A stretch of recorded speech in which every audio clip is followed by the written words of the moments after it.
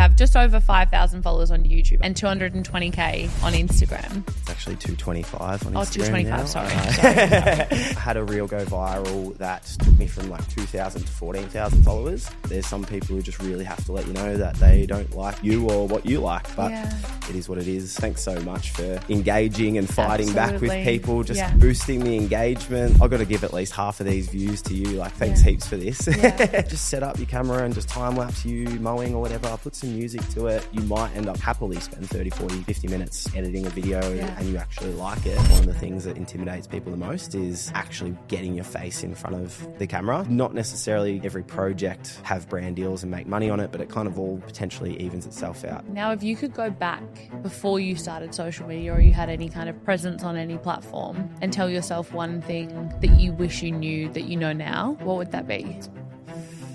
Oh, it's a tough one.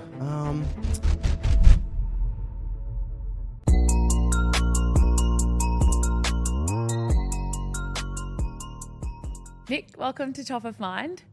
Thank you. I'm really interested in the conversation we're about to have because not only do I know nothing about lawns, and you know a lot more about lawns than I do, but your following is kind of blown up on social media, but you specifically only post about lawn care and gardening and DIY. Yeah, it's a bit of a niche. It's a bit of a niche, and it's something that if you had asked me 5 years ago, I never thought I'd be doing this sort of stuff. But yeah, the social media things sort of got pushed into it by my wife a little bit, and it's just kind of progressed throughout time to the point now where I'm at posting reels most days of the week, and it's sort of becoming a bit of a part-time business, really. Yeah, I love that. Now, your profile says, I'm just a dad who loves lawn care, gardening, DIY, and my goal is to use my social media to help get people off social media by showing myself having a crack at different projects around my place. You have just over 5,000 followers on YouTube, 136,000 followers on TikTok with over 3.5 million likes and 220k on Instagram. What's one thing that you think has really surprised you about being on social media? It's actually 225 on Instagram. Oh, 225, now. sorry. To date, at the date of recording. What surprised me, I think both the positivity and negativity in different ways. So positivity of like the kind of network of other guys. I think there was a lot of people similar time, like COVID-ish sort of times that were starting lawn care pages and that sort of thing. And so it's like you've got 50, 60, 100 plus pages who are all lawn care and different guys that you talk to a lot and really help to leg up each other, always liking, always commenting and all that sort of stuff, and everyone kind of doing similar things. So that little community was really, really positive to start off with, and it sort of all of a sudden I had these people in all different states who I was communicating with and chatting to, and so that really helped me a lot early on as well, and so definitely owe something to a lot of those guys. And then the negativity as well, as the audience got bigger and you get some videos with more views and reaching broader audiences. And people who don't necessarily like the same things you like. Well, what a shock. There's people who don't like the same things as you in the world. So some of that negativity that I've had as well on certain posts with people, different views and that sort of thing. And so I just can't quite understand it because I'm just a bit different. Like if I see something I don't like or whatever, I'll just sort of move on with my day. I'll keep scrolling or whatever it may be. But there's some people who just really have to let you know that they don't like you or what you like. So that is just something I think I'll always not quite understand people who are like that, who want to spend their days like that. But it is what it is, I guess. And how do you deal with that negativity? Because I feel like as someone that has spent a large chunk of her time on social media, like I think as your following grows, there will be people naturally that come across your profile that don't like you. You trigger something in them that they, don't have or they want or whatever.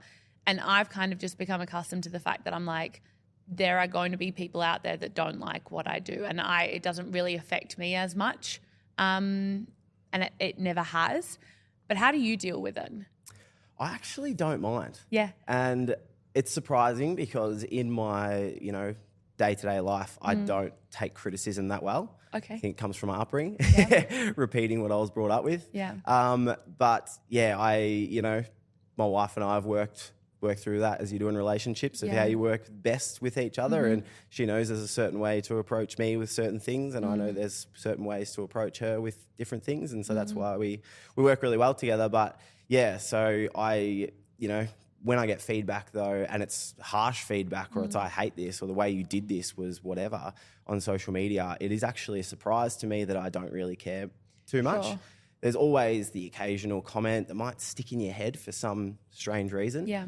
I had one comment once that was about my kids, and that like really got me. I was so angry.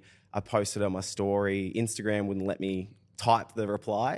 Sure. I put on my story, and then it was a whole thing, and then people were, messaging that person, and it was not even a super harsh comment, but at the time, the boys were 1 and 3, and it's like, who is making, like, say whatever you want about me. Yeah. Who's making negative comments about a 1 and a 3-year-old? Yeah. And I was just very angry. But now, like, I don't know, I have a bit of fun with it, to be honest, negative comments. Like, I'll get in there and just to keep them commenting, just say, how's your day been? What are you up to this weekend? Like, just to keep them going. There was one the other day, I came across this thread again, and it had like hundreds of replies on this thread. But I came and I tagged the original guy. I was like, mate, I haven't read this thread for a few weeks, but just want to say thanks so much for engaging and fighting back with people, just boosting the engagement. Like, I've got to give at least half of these views to you. Like, thanks heaps for this. Hey, just a quick one. If you are loving this episode, help us grow and reach more people by hitting the subscribe button and leaving a review. Absolutely. And so that's what people, I think, who hate your stuff don't probably realise, is how much they're actually helping to drive views and engagement by commenting and watching the video and all that sort of stuff. So yeah, I actually don't mind. I actually have quite a bit of fun with it. And some of my replies, I'll see something like, I got something funny for this. Yeah. I'll type it, put it on my story. Lots of people have a good laugh as well. Occasionally I get someone in watching my stories who's new, who'll say, don't let it get to you. Don't reply to these people. And it's like, no, like, I feel like every few months I need to put a story up there that's like, just so, like, this is funny. Yeah. Like, this doesn't bother me. I'm actually getting some enjoyment out of this. Totally. I had a TikTok go viral a few months ago, and it was so funny because the concept of it was like, and I don't know if you resonate with this, right? But when I'm in the car and I have a long drive ahead of me, I'll make some phone calls because I was like, I've got time. I'll get through a bunch of people that I need to return calls to. But then a lot of the time, sometimes people will pick up. A lot of the times, though, I won't get a call back until after I'm out of the car.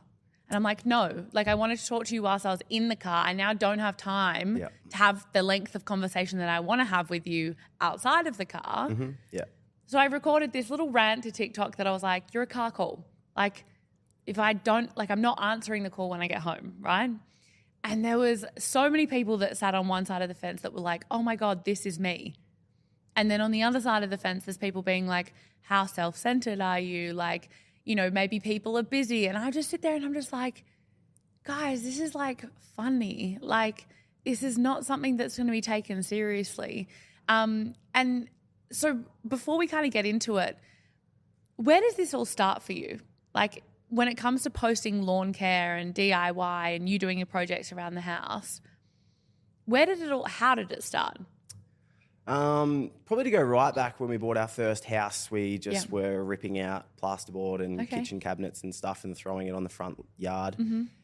And then I stepped on a nail, couldn't mow the lawns before we went on our baby moon, and then came back, the grass was knee high and there's this massive pile of rubble and we were easily the derelict, disgusting house on the street by a long way. And then, so I guess we cleared that out the way, started mowing it, just found myself out there with a hose, watering at night, this dead patch and trying to get it to come back through, which is not a good idea. Don't water your lawn at night. Sure. Good to know. Yep, just Good in to case. know. But yeah, so I was out there watering it and then just kind of, you fall down a rabbit hole on YouTube one day and get more and more into it. And then I was just posting pictures on my personal Instagram story and things like that. And so, Kate was saying to me, like, you need to start an account, like, do it. So, I think we'd just come out of a COVID isolation when it was a 2-week isolation early on.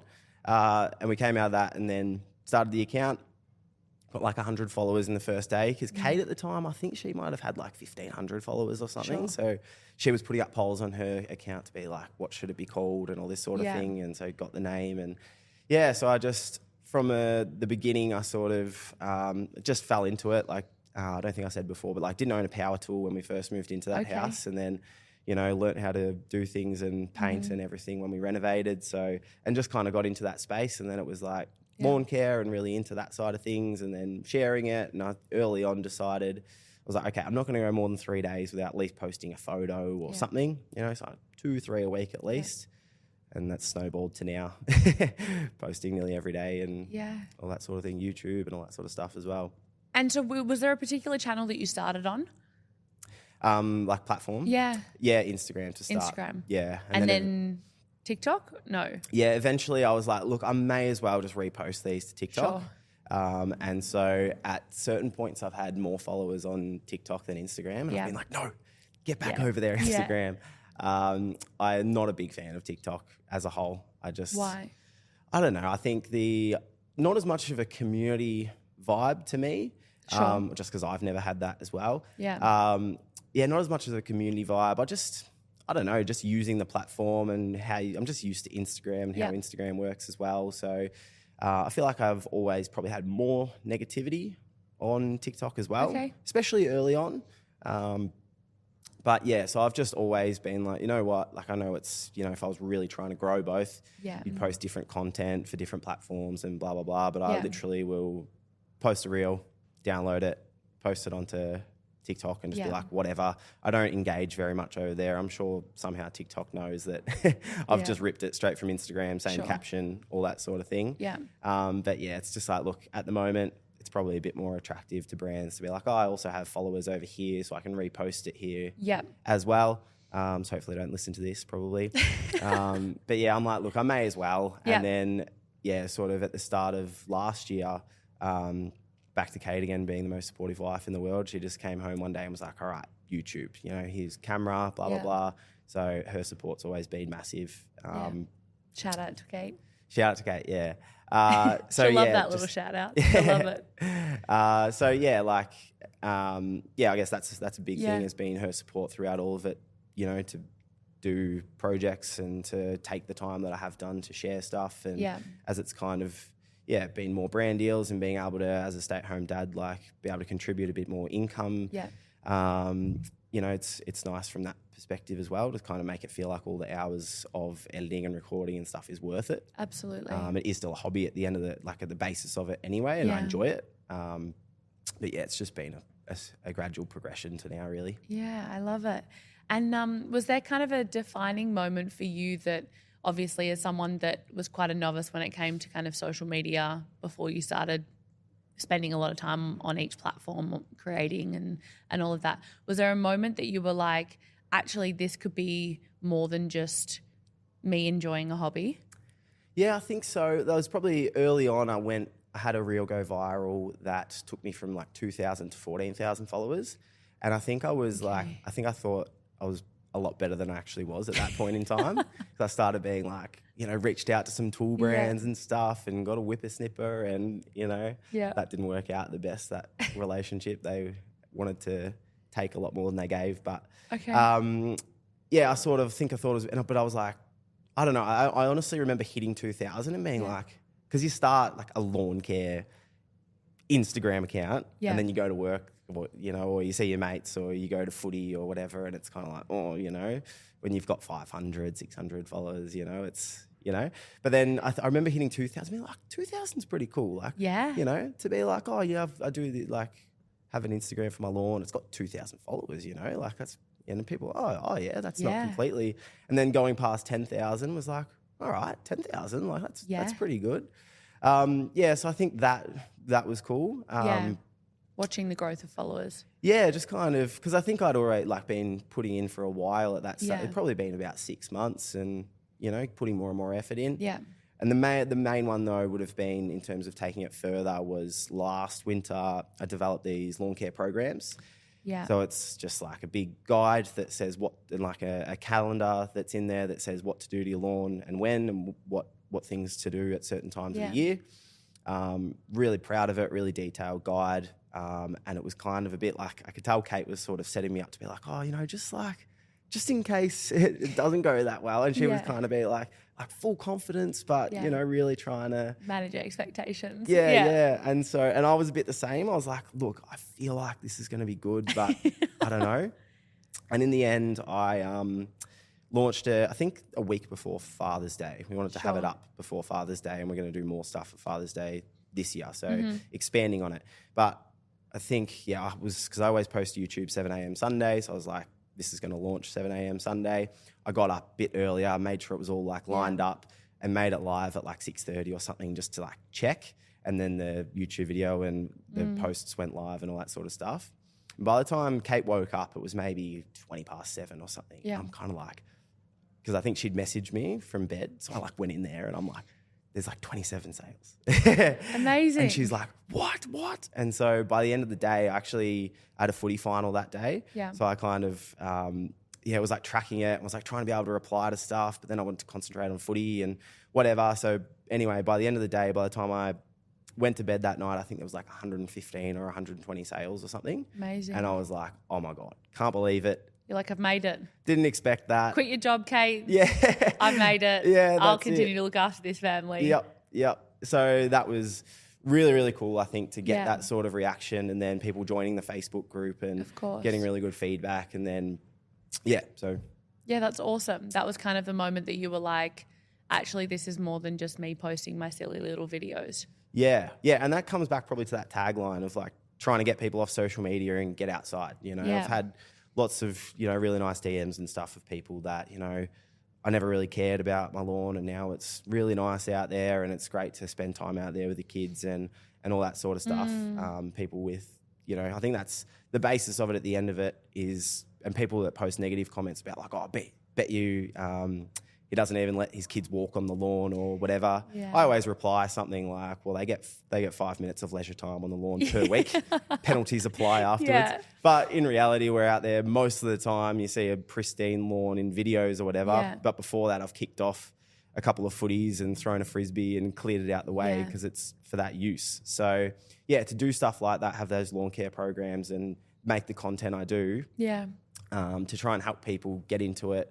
Even if it's DIY projects and gardening stuff, like outside doing stuff, making their home nicer, to come home to a space to spend time on and be outside. And quite often in summer, we're out there after dinner, jumping on the trampoline and playing for a bit before it's bedtime. And it's really, really nice, which you wouldn't be doing on a pile of weeds or a mud pit. So, Hey guys, if you are listening on Spotify, don't forget to leave us a 5-star rating. And if you have any questions, feel free to leave them in the Q&A function on Spotify. So when you started, you said you started on Instagram. As someone who, you said Kate pushed you to do it. She obviously has some experience in social media. Where did you start? Because I feel like one of the hardest things for people to start sharing content is they just don't know where to start or what to post. So, where did you start when it came to being like, okay, cool, I'm making a conscious decision to start posting some content about what I'm doing around the house? Was there a thought process involved with where you're going to start or how you're going to do it? Well, like I said, it was like the don't go 3 days without posting sort of thing. But you had that rule. It is, like, I look at some people's content and I'm like, that would be hard because you have to make something out of nothing for that, or really think about it, or specifically clean up your kitchen, buy all these certain ingredients to make this video, and that must be so much effort.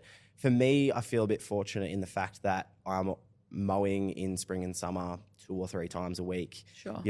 Edging, doing the satisfying edging and stuff. Like I can record that easily once a week if I want to fill stuff in. As always, like now I'll like set up time lapses for if I've done a lawn renovation. So my lawn's like covered in sand and watching it come back to life. Like, there's just always sort of things happening that I can record, or, if I'm getting a lot of questions about a certain topic, which probably applies to a lot of different things, but, I can make those videos. So I think from that perspective, it's a bit fortunate, but probably have to have a bit of an eye for it as well as to, just having hooks at the start of it and things like that. Yeah. And I'll sort of naturally be like, oh, I'm going to do this today. I can record this style of video. Yeah. So thought goes into it. Yeah. And it's something I've started to do a lot more with YouTube, especially is to like roughly script it, dot point it and have a plan. Yeah. A lot of reels too, I'll make dot points and then just of course do it naturally as I speak as well. So it's not completely thoughtless. Like there's definitely certain things I do that are planned and that sort of thing. But often as well, when I am doing stuff regularly, I can just set up the camera, time lapse it, or get different angles. And from that perspective, it's not too bad. But I think I've been pretty observant of other people as well and what I like to watch. And I think that's, at the end of the day, I'm sort of make content that I like to watch as well. Of course. Like my YouTube videos, I could do like 2 minutes, how to fertilize your lawn, but I prefer that 10 to 12 minutes, bit more discussion. This is what's been happening around here lately. Oh, this from this video a couple of weeks ago, that's, so I personally, I'll always search things how to X, but I don't want to make those kind of videos. I'd prefer to have more of a little community, those nice 10 to 12 minute videos while you're eating breakfast on a Sunday morning kind of thing. And even with reels and all that sort of thing as well, I sort of make what I like to watch. Yeah. So I'll be observant of others and how they do certain things, get ideas, and it sort of just goes from there. Yeah, I love that. Now, do you have any advice for someone who's sitting there being like, Nick, I've got this great idea. I want to start posting on Instagram or creating YouTube videos or whatever. What's one piece of advice that you would give to those people that are hesitant to start? I think you just have to get started, especially because at the start you've probably you posted on your personal Facebook page or whatever. Yeah. Like, everyone go follow, and you've got like 15 or 20 or 25. Like, no one sees it anyway. Yeah. So even I made a couple of videos like talking to the camera and things like that never got posted, just about nothing. Yeah. Practicing doing things like that. I was at a live event, a lawn and garden event. Was it last week? I think it was last week. And this guy came up to me. He's like, I've got all these photos, but I just don't know like if I should post, and I'm overthinking it. And it was just like, just post it. Yeah. Just post it. And he's got like 150 followers or something. It's like, not in like a rude way, but like no one's really going to see it anyway. No. Like just post, just set up your camera and just time lapse you mowing or whatever. I'll put some music to it, and you might end up like being, get a lot more into it and happily spend 30, 40, 50 minutes like editing a video and you actually like it. Or it might just be simple stuff for you just to have a business page that you can, if you're trying to win a client or something like that, go, hey, here's my Instagram.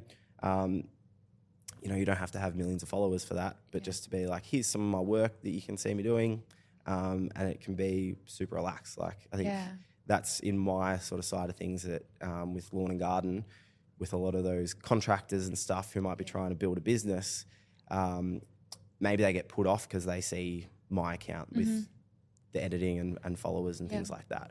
But it doesn't have to be about growing a huge following. It could just be for the right person to see your account, or to show them when you're trying to win a job or something like that, to win them over. Yeah, absolutely.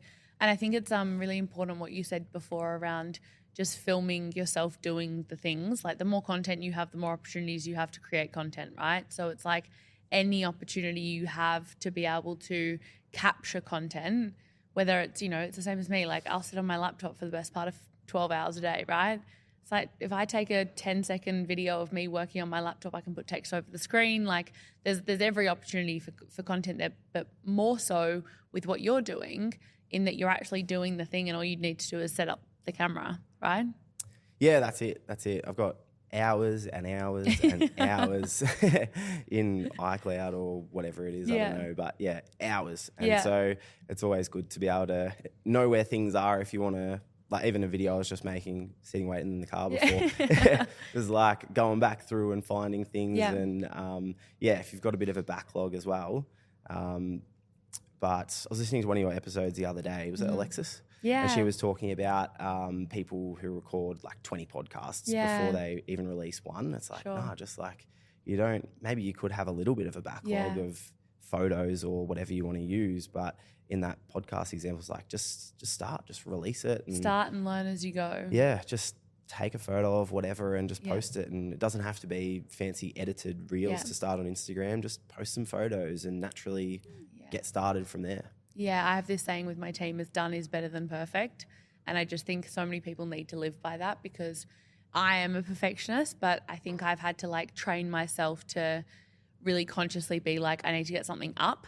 And most recently, the thing for me that really helped was I had a challenge with one of my team members that I could post every day on TikTok, because TikTok's not my like platform of choice. But it really made me think differently about putting the content up there, because I was like, well, I've got to get something up, so I may as well just get it up and not overthink it. And it really helped kind of shift that narrative of like what kind of content I'm sharing on TikTok. See, some of my best videos, I'm like, this rocks. This is a banger. This is so. I've done a few that have been like funny. Like it's pinned on both Instagram and TikTok, and it's so frustrating because like I put effort into these outfits of like different outfits, pretending to be people that had done negative comments, and like I've done like a realistic human being reply, but so many comments, so many sends, people thinking it was hilarious, and it got to 100,000 views, which is good, but and then just died. And I'm like, there's so much Instagram. Yeah, help me out here. And on TikTok, it stopped at like 10,000. I'm like, that just reinforces why TikTok sucks. But so that I've like taken all this time, the editing, getting outfits, plan in my head. I'm pissing myself laughing in my head. People think it's hilarious, and then Instagram just doesn't even post it, where I've had other ones, like that very first reel that took me from 2,000 to 14,000 followers was just me with a line trimmer satisfying, like edging the lawn, and got 22 million views. Obviously massive growth in that and everything, but I'd posted however many, say 10 or 15 other reels like that. I've posted another, I don't know, say 30 or 40 like that since then. And all those other ones are at 10,000, 20,000, 30,000, like however many. But just that one, like it's so random. So to what you were saying of like just post it. Yeah. That's the thing, is like sometimes you put all this effort into an edit. And for me too, if I'm going back and finding videos from a year and a half ago to show progress, all this stuff, and it takes super long time, then you post it and gets no views, versus one where it might be just like one take talking to the camera. Yeah. And you see those when you're scrolling as well, and you're like, this bastard's put in no effort.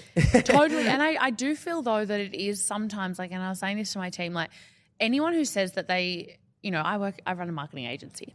Any person that works in a marketing agency or as a social media manager or anything like that sits there and goes, I have the formula to make you go viral. They don't, because not even TikTok or Instagram do. And we work really closely with them, right?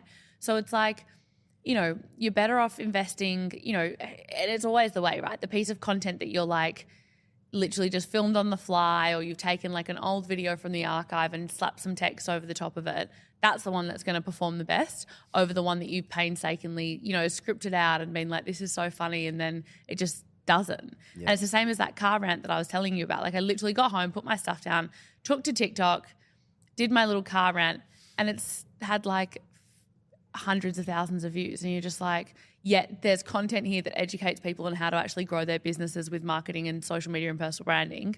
Full slide. Yeah. So I very much get it. Now, looking back at your journey so far, what would you say the biggest risk that you took that paid off was when it came to kind of jumping onto social media?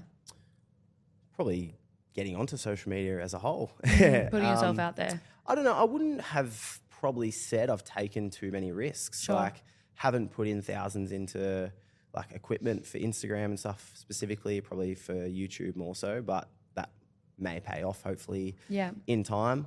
But I think probably putting my face in front of I think that's one of the things that intimidates people the most is actually getting your face in front of the camera. So probably that. And, I'm actually been pretty surprised with my footy club.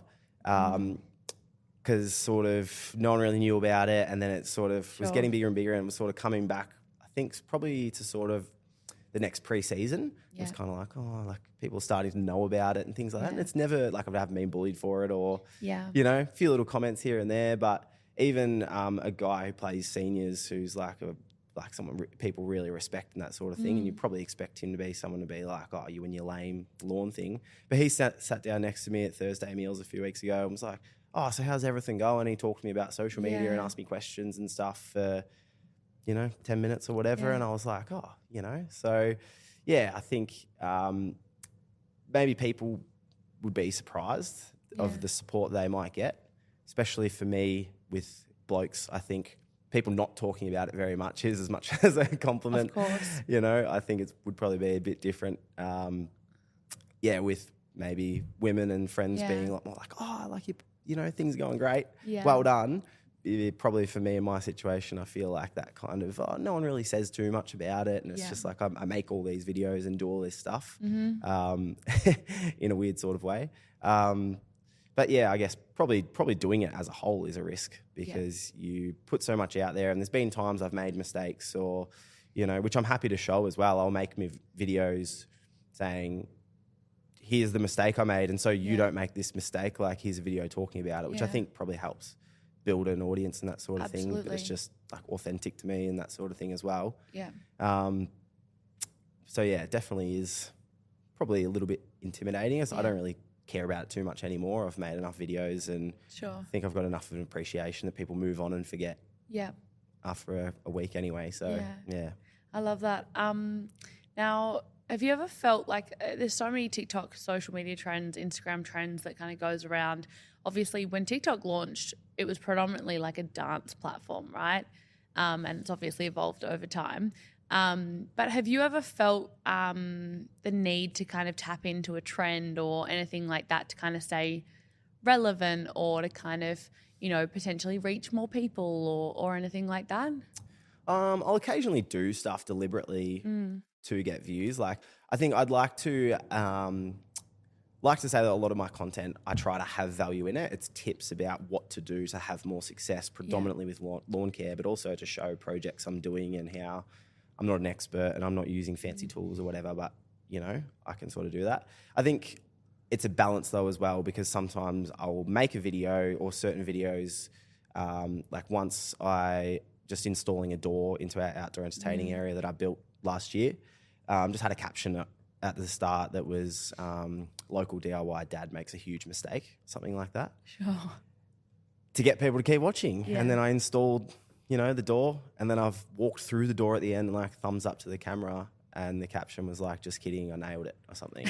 So like heaps of people like, I was waiting to see what it was, and I'm like, oh, well, got you to watch the video. Totally. So little things like that you'll do to, or like, little transition videos and things like that. It's kind of a bit, start and finish, look at me, this was cool kind of thing. But those ones might help to just keep the content machine going a little bit, keep people engaged and that. So it's a bit of a balance, but I will often just use music that I like. Yeah. Like I posted a video last week that had Skater Boy over the top of it because I just had a playlist on shuffle and I heard Skater Boy. I was like, that's a good song. Yeah. For that video, I'm going to use that. Sure. It's not trending, it's not popular or whatever.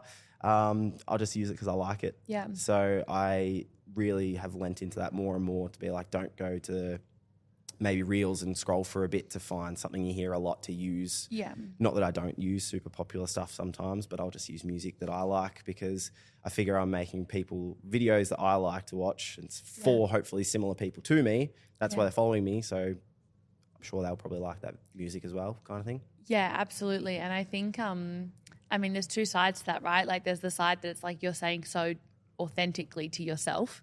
And that's why people follow you, is because you are kind of not kind of following the trends or anything like that. You're sticking to your guns and you're like, this is me, take it or leave it. And then there's the other side of it as well that's like, if the platforms or the algorithms, are prioritizing content that does have that trending music or anything like that, it's like, is that a missed opportunity there?